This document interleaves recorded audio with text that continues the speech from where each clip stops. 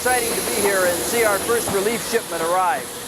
18 metric tons of relief supplies. First shipment for us here in Port-au-Prince, Haiti, in the midst of this disaster. It includes tarps, cooking sets, blankets, hygiene products, and collapsible water containers. Should help anywhere from 10 to 15,000 people.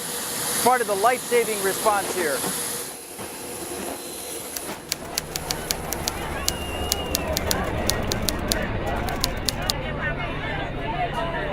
This is actually just behind the World Vision office. It just gives you an idea of how close the destruction is around here. In fact, our own building is not safe. We can't be inside of it. So we're doing a distribution right here with people just over this wall, and we're going to be providing just some basics of life for them so that there's some more hope and encouragement here at this time.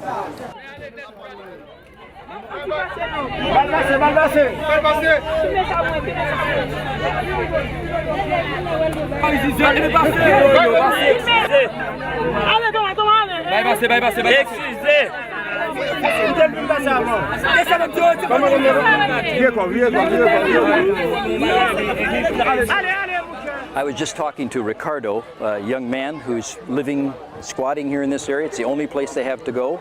They've lost their home.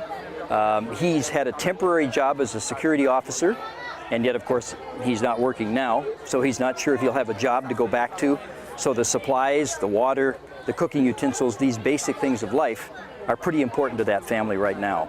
And the challenge, of course, for us at World Vision and for all the organizations that are working here is we not only need to give and to help at this point, but there has to be a continued support here for people who really have so very little, and everything that's provided for them is just part of some hope and opportunity in the future.